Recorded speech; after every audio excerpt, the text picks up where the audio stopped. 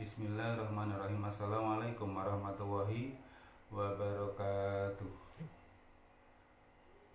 Oke teman-teman semuanya, sahabat-sahabat semuanya, saudara-saudara semuanya, dimanapun Anda berada, pagi ini saya akan mengajak saudara-saudara semuanya untuk belajar kembali, mengaji kembali tentang berbagai hal. Kali ini saya akan menggunakan kitab atau buku karangan saya sendiri, yaitu ini. Ini adalah ringkasan dari 4 macam kitab. Di dalamnya ada Adabut Ta'lim wal Muta'alim dalam kitab Irsyadus Syari karya Mbah Kiai Haji Hasyim Asy'ari, kemudian Safinatun Najah, kitab yang membahas tentang masalah fikih, kemudian Taisirul Khalaq, kitab yang membahas tentang akhlak-akhlak yang agung, kemudian Jawahirul Kalamiyah, kitab yang bahas tentang akidah umat Islam. Semuanya sudah terekam di sini. Dan ini sering saya gunakan untuk mengaji bersama anak-anak muda yang ada di tempat kami. Sebelumnya kita baca Al-Fatihah dulu pada diri kita dan pada 4 pengarang kitab ini. Al-Fatihah. A'udzubillahi minasyaitonirrajim. Bismillahirrahmanirrahim. Alhamdulillahirabbil alamin. Arrahmanirrahim. Maliki yaumiddin. Iyyaka na'budu wa iyyaka nasta'in. Ihdinas siratal mustaqim. Siratal ladzina an'amta 'alaihim ghairil maghdubi 'alaihim waladdallin. Amin. Bismillahirrahmanirrahim. Yarfa'illahu alladzina amanu minkum walladzina utul ilma darajat. Siapapun yang beriman, siapapun yang berilmu, dua-duanya jalan bareng. Beriman, berilmu di antara kamu sudah dipastikan derajatnya akan diangkat oleh Allah Subhanahu wa Ta'ala lebih mulia, melebihi derajat orang-orang yang tidak berilmu. Ini tersirat secara tidak langsung bahwa syarat mutlak bagi orang untuk menggapai hidup mulia adalah 1. Iman, 2. Ilmu. Manakala seseorang imannya sangat baik, kemudian imannya seolah-olah sangat baik, atau imannya nampak baik dan ilmunya nampak tinggi, namun dalam kehidupannya selalu mengalami kesulitan atau penderitaan, maka ini dikhawatirkan ada sesuatu yang salah dalam menjalankan keimanan tersebut. Ada sesuatu yang salah dalam mentasarufkan ilmu yang ada pada diri orang tersebut. Kenapa? Ayatnya Allah Subhanahu wa Ta'ala tidak akan pernah salah. Yang salah adalah pelaksanaannya, orang yang melaksanakan. Ibarat perkalian 5 kali 5 sama dengan 25. Namun ada juga orang yang mengerjakan 5 kali 5 adalah 10. Manakala orang yang mengerjakan 5 kali 5 adalah 10, bukan matematikanya yang salah, namun orang yang mengerjakan yang salah. Sama juga rumusnya Allah Subhanahu wa Ta'ala dalam ayat Al-Quran itu pasti betul. Kunci kemuliaan adalah iman dan ilmu. Maka kalau ada orang yang keseharian nampak imannya baik, kemudian ilmunya tinggi, namun dalam kehidupannya selalu bermasalah, ini ada sesuatu yang perlu diperbaiki dalam menjalankan iman maupun dalam mentasarufkan ilmunya. Jamaah semuanya, ada seorang orang tua yang tidak pernah putus-putus berhenti mengharap agar anaknya menjadi anak yang hebat dalam hal pengetahuan agama Islam. Ternyata anak dari orang tua tersebut setelah lulus dari pesantren mengambil kuliah di kampus umum dengan mengambil mata pelajaran umum. Meskipun nampak orang tua tersebut adalah senang karena anaknya bisa diterima di kampus umum, namun orang tua tersebut tidak bangga. Karena apa? Beliau masih bersikukuh agar anaknya tetap bisa kuliah di kampus agama Islam dan suatu saat bisa menjadi seorang ulama. Artinya apa? Orang tua ini menghendaki agar anaknya tidak pernah berhenti mencari ilmu-ilmu agama meskipun secara formal belajar di kampus umum. Ada juga seorang pengasuh pondok pesantren Madrasatul Quran yang sangat luar biasa, memiliki semangat tinggi dalam menggapai kemuliaan dengan mengandalkan ilmu dan iman terhadap Allah Subhanahu wa taala.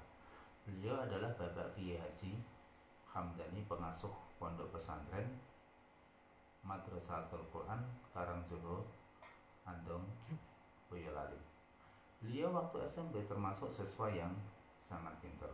Namun karena keadaan beliau harus putus sekolah karena ada gangguan pandangan mata yang akhirnya beliau menjadi buta betul, buta total. Sebelum beliau mengalami buta total, beliau memutuskan diri untuk menempuh pendidikan non formal, yaitu di pondok pesantren Mangkuyudan Solo. Walhasil beliau bisa menjadi seorang hafidz Quran dan akhirnya mendirikan pondok pesantren Madrasatul Quran yang di dalamnya banyak sekali santri-santri yang ada di dalamnya dan sebagai penghafal Al-Quran. Inilah bukti bahwasanya ketika orang memiliki ilmu yang sangat mumpuni dan betul-betul digapai dalam rangka menggapai ridha Allah, maka kemuliaan pasti akan memihak pada orang tersebut. Contohnya Romo Kiai Haji Hamdani tadi. Kemudian ada lagi, yaitu Bapak Kiai Mawerdi yang secara sangat halus mengajak, meminta kepada santrinya untuk tidak pernah berhenti dalam belajar agama Islam, dalam mempelajari kitab-kitab ulama-ulama terdahulu. Bagaimana cara beliau berpesan pada santrinya?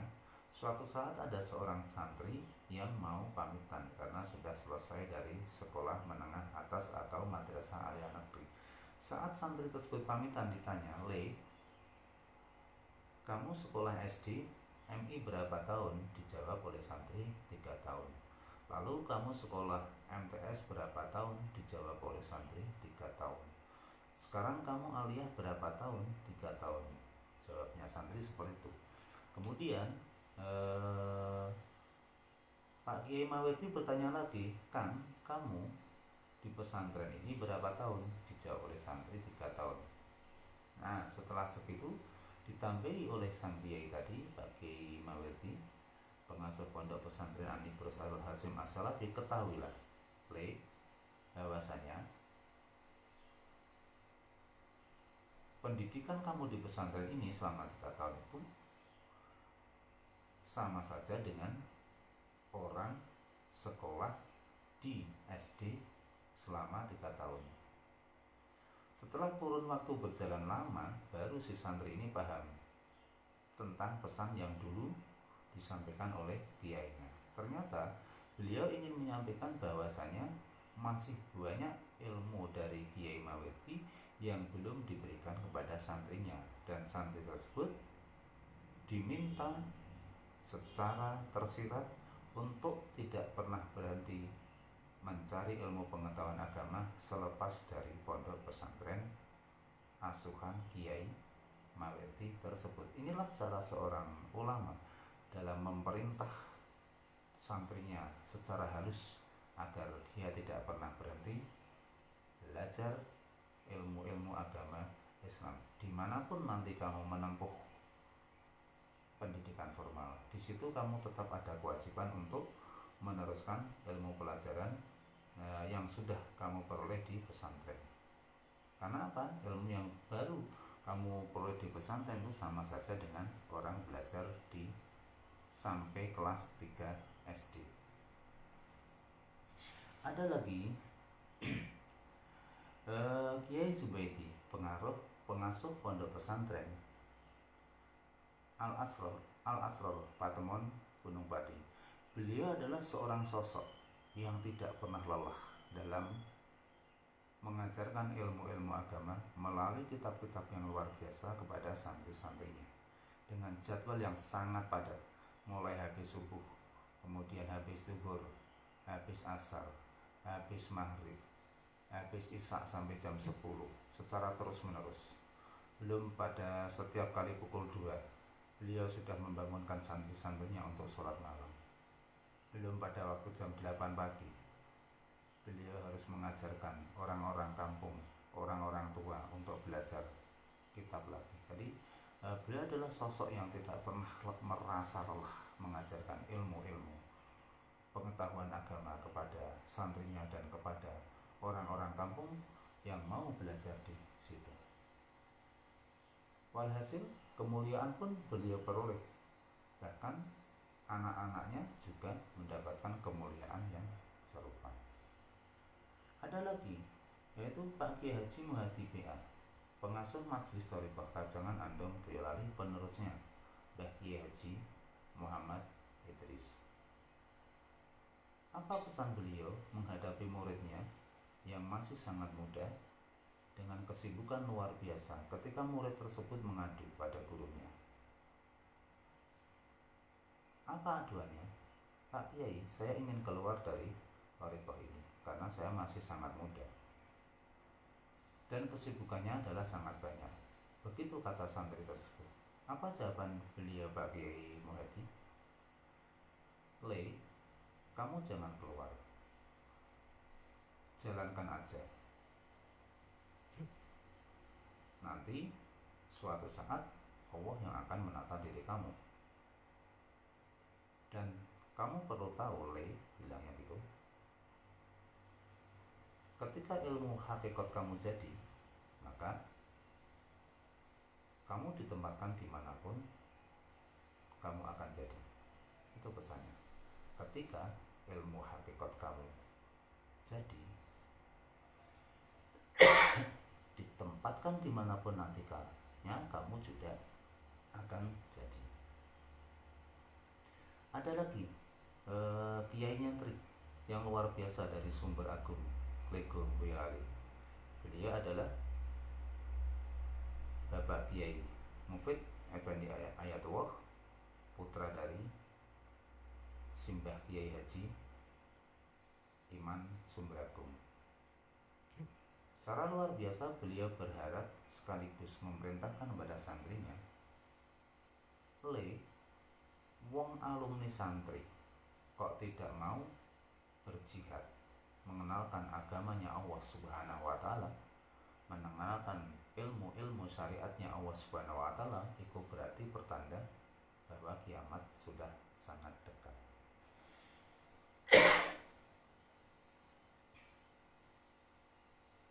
Beliau juga berpesan kepada salah seorang guru di Semarang, Pak, kalau kamu tidak bisa memilih dua, artinya kamu tidak bisa memperoleh dua, artinya tidak bisa sehat jasmani dan rohani, maka kamu harus memilih batin kamu atau rohani kamu. Jangan pernah merasa sakit atau menjadi sakit, meskipun seandainya fisik kamu suatu saat sakit, batin kamu sama sekali tidak boleh mengalami sakit. Ada lagi Kiai Nyentrik luar biasa, yaitu Mbah Muslim Imam Puro, pengasuh pondok pesantren Al-Muttaqin Pancasila Sakti di Klaten. Beliau adalah orang yang selalu mengajarkan santrinya untuk berdoa mendoakan bangsa Indonesia. Itu ajaran-ajaran, salah satu ajaran beliau. Ada lagi Pak Kiai Haji Muhadi, pengasuh pondok pesantren Bahrul Rahmah Cepogo Candi Nggatak Cepogo Boyolali. Beliau sering berpesan, Le, yen kowe mlaku terus mesti ora mandek, mesti bakal tekan. Artinya apa? Siapapun hamba hambanya Allah Subhanahu wa Ta'ala dengan potensi apapun, dengan potensi sebesar atau sekecil apapun, manakala dia berjalan secara terus-menerus mendekat pada Allah Subhanahu wa Ta'ala tanpa adanya rasa putus asa, dipastikan dia akan sampai ke hadirat Allah Subhanahu wa Ta'ala dengan selamat. Nah, kemudian dalam kitab Irsyadus Syari dikatakan oleh Syekh Ruwaim radhiyallahu anhu berkata, "Wahai anakku, jadikan ilmumu bagaikan garam, dan jadikan adab atau akhlakmu bagaikan tepung." Maksudnya apa? Kamu tahu bahwa garam itu bisa membuat seluruh air laut menjadi asin, namun garamnya sendiri tidak terlihat. Artinya apa? Pastikan ilmu kamu bermanfaat dan bisa diambil manfaatnya oleh orang banyak, namun kamu tidak perlu menampakkan diri. Kamu harus memendam jauh-jauh diri kamu. Tidak perlu kamu dianggap pintar, tidak perlu kamu dianggap orang lain sebagai orang alim, tidak perlu kamu dianggap sebagai orang yang cerdas dan yang lain-lain. Tapi pastikan keberadaan ilmu kamu bermanfaat bagi orang banyak. Itu pesan Syekh Ibnu Ruwaim kepada anak-anaknya. Ada lagi, ini masih mirip, yaitu Ibnu Mubarak, Syekh Ibnu Mubarak radhiyallahu anhu. Dia berpesan pada anaknya. Apa isi pesannya? Seperti ini. Nah, adab yang baik meskipun sedikit itu akan lebih baik, akan lebih berarti daripada banyaknya ilmu, namun tidak disertai dengan adab atau akhlak yang baik. Maksudnya, seseorang, ini pesan Ibnu Mubarak kepada anaknya, maksudnya nak, seseorang dengan ilmu yang sedikit namun memiliki akhlak yang sangat baik, itu jauh lebih baik, jauh lebih dibutuhkan oleh masyarakat daripada seseorang yang berilmu tinggi namun tidak memiliki akhlak atau adab yang baik. Kalau yang sempurna adalah seseorang itu memiliki akhlak yang sangat baik disertai dengan ilmu yang tinggi. Itu yang sempurna. Namun kalau tidak bisa mewujudkan kedua hal itu, maka pilihlah untuk memiliki akhlak yang sangat baik, akhlak yang luhur, meskipun ilmunya tidak seberapa tinggi. Teman-teman semuanya di seluruh tanah air dimanapun Anda berada,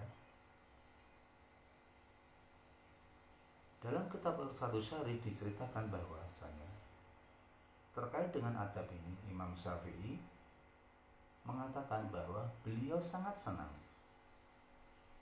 bahkan seluruh tubuhnya merasa sangat nikmat manakala apa? Manakala beliau mendapatkan satu ilmu saja yang membahas tentang masalah adab.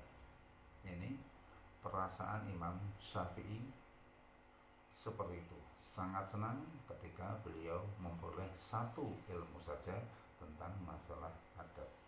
Kemudian beliau ditanya, "Wahai Imam Syafi'i, bagaimana usaha kamu dalam mendapatkan atau memperoleh sebuah ilmu?" Maka beliau menjawab, semangat beliau dalam mencari ilmu adalah seperti semangatnya seorang ibu yang hanya memiliki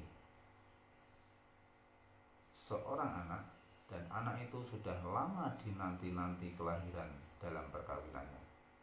Nah, suatu saat satu-satunya anak tersebut hilang tanpa diketahui di mana keberadaannya. Setiap hari, setiap waktu, sang ibu ini selalu mencari secara terus-menerus sampai anak tersebut harus ditemukan dengan semangat tidak pernah luntur. Begitulah semangatnya Imam Syafi'i dalam menggapai sebuah ilmu.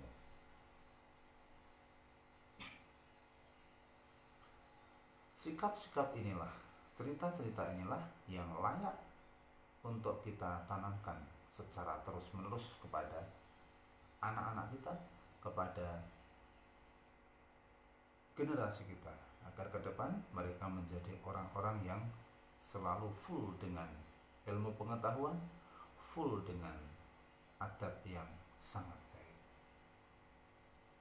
Teman-teman semuanya, saudara-saudara semuanya yang saya hormati, yang dirahmati oleh Allah Subhanahu wa taala, saya sampaikan satu lagi sebuah hadis yang ada dalam kitab Irsyadul Mu'minin. Bismillahirrahmanirrahim. Kun aliman au muta'aliman au mustami'an au muhibban wala takun khomsan fatahlik. Nabi memerintahkan kepada kita yang pertama, kalau kamu mampu, maka jadilah kamu seorang ulama. Kalau tidak, muta'aliman, siapkan diri kamu, waktu kamu, tenaga kamu, energi kamu untuk belajar atau nyantri kepada ulama. Tapi pastikan ulama Anda adalah ulama yang baik. Kalau tidak bisa, maka jadilah orang yang suka mendengar fatwanya para ulama. Nah, kalau belum bisa, jadilah orang-orang yang simpati terhadap ulama. Saya ulangi, pertama jadilah ulama, nomor 2 jadilah santrinya ulama, nomor 3 jadilah pendengarnya ulama, nomor 4 jadilah pecintanya ulama. Yang mesti fala takun khamisan, kamu jangan menjadi orang yang kelima. Apa maksudnya orang kelima? Menjadi ulama tidak sanggup, menjadi santri tidak mau, mendengarkan ulama tidak mau, simpati atau cinta saja pada ulama tidak mau. Artinya kamu hidup dengan cara kamu sendiri, jauh dari bimbingan ulama. Ini jangan sampai terjadi. Karena apa? Fatahlik. Nabi sudah mengatakan, kalau ini yang terjadi pada diri kamu, fatahlik, maka sudah dipastikan hidup kamu akan mengalami kerusakan. Hidup kamu akan mengalami kehancuran. Terutama di akhirat, hidup kamu akan mengalami kehancuran manakala hidup kamu jauh dari bimbingan para ulama. Ketika hidup kamu jauh dari tuntutan para ulama. Jadi seperti itu. Hadis ini sebenarnya bisa diringkas. Manusia itu sebenarnya tugasnya hanya menjadi 2. Yang pertama jadilah ulama, yang kedua jadilah santri. Hanya itu sebenarnya. Santri dia suka belajar dengan ulama, mendengarkan ulama, dan cinta pada ulama. 3 itu, nomor 2, 3, dan 4 itu sebenarnya adalah santri. Kalau kamu sudah sanggup, jadilah ulama. Kalau belum sanggup, jadilah santri. Jangan lepas dari 2 hal itu. Agar apa? Kehidupan kita akhirnya tidak menjadi rusak. Kalau hanya kehidupan kita rusak di dunia, ini masih banyak tetangga yang bisa kita minta tolong. Tapi ketika kehidupan kita di akhirat yang menjadi rusak atau berantakan, tidak ada lagi yang dimintai tolong. Maka saya sarankan, ayo kita semuanya, anak-anak kita semuanya, keturunan kita semuanya, kita biasakan agar tidak pernah lepas dari lingkungan didikan para ulama. Siapa yang mengatakan demikian? Nabi sendiri yang memerintahkan demikian. Jadi ini sungguh bijaksana. Mengapa ada pilihan orang jadi santri? Karena secara potensi ini tidak mungkin kalau semua manusia ini akan menjadi ulama. Nah, bagi yang tidak punya potensi atau tidak mungkin jadi ulama, masih bisa menjadi orang yang sangat baik dengan cara menjadi santrinya ulama tersebut. Teman-teman semuanya yang saya hormati, yang dirahmati oleh Allah Subhanahu wa taala. Mungkin itu dulu yang bisa saya sampaikan pada pagi hari ini. Semoga ada manfaatnya untuk kita semua, ada manfaatnya untuk Anda. Pengajian pada pagi hari ini saya ambilkan dari kitab ini. Saya beri nama Jami'ul Arba'ah. Artinya apa? Kumpulan dari 4 kitab. Ini adalah sebuah kitab yang saya sajikan, saya buat sebagai solusi bagi orang-orang yang mungkin tidak bisa membaca tulisan Arab secara lancar, terutama anak-anak SMA ke atas yang semangat belajarnya itu mulai timbul ketika dewasa. Ini sebuah solusi. Di dalamnya memuat 4 macam kitab yang bisa dipelajari dengan mudah. Dan ini sudah saya gunakan untuk pengajian di masjid saya setiap hari. Teman-teman semuanya yang saya hormati, yang dirahmati oleh Allah Subhanahu wa taala, saya ulangi sekali lagi, manusia hidup pilihannya ada 2. Menurutnya Nabi Muhammad SAW, 1, kalau kamu sudah bisa, sudah mampu dan layak, maka jadilah kamu seorang ulama. Tidak harus berskala besar. Artinya kamu harus berani mengambil peran-peran mengenalkan ilmu-ilmunya Allah Subhanahu wa taala, ilmu-ilmunya Rasulullah kepada umat manusia. Kalau kamu belum sanggup ke situ, jadilah santri. Hanya itu pilihannya sebenarnya. Jangan keluar dari 2 hal itu. Agar apa? Agar kamu tidak menjadi orang-orang yang berantakan, yang rusak hidupnya. Karena Nabi mengatakan demikian. Jangan pernah menjadi orang yang kelima. Menjadi ulama tidak sanggup, menjadi santri tidak mau, menjadi pendengarnya santri tidak, pendengarnya ulama tidak mau, menjadi pecintanya ulama tidak mau, atau menjadi belajar secara langsung dengan ulama tidak mau. Jangan sampai seperti itu. Apa yang terjadi? Kalau sampai seperti itu, fatahli, hidup kamu pasti akan hancur berantakan. Dan ini berlaku pada siapapun. Siapapun yang hidupnya jauh dari para ulama, tidak mengikuti apa yang difatwakan oleh ulama-ulama, pasti hidupnya akan mengalami fatahli. Ini kata Rasulullah SAW seperti itu. Nah, ketika Anda memutuskan diri untuk menjadi santri, belajar dengan para ulama, satu hal yang harus kamu pastikan ulama kamu adalah ulama yang benar. Bukan orang-orang yang sebenarnya bukan ulama, tapi mentahbiskan dirinya sebagai seorang ulama. Pastikan ulama yang akan kamu jadikan panutan kamu adalah ulama yang baik, ulama yang benar, yang betul-betul mumpuni dalam mensiarkan, menjelaskan syariat agama Islam. Teman-teman semuanya, sahabat-sahabat semuanya, dimanapun Anda berada, itu dulu yang bisa saya sampaikan pada pagi hari ini. Selanjutnya ikuti terus Facebook ini, akan tampil setiap habis subuh dan jam 5 sore. Juga ikuti pengajian saya di channel YouTube Ki Ageng Terakhir.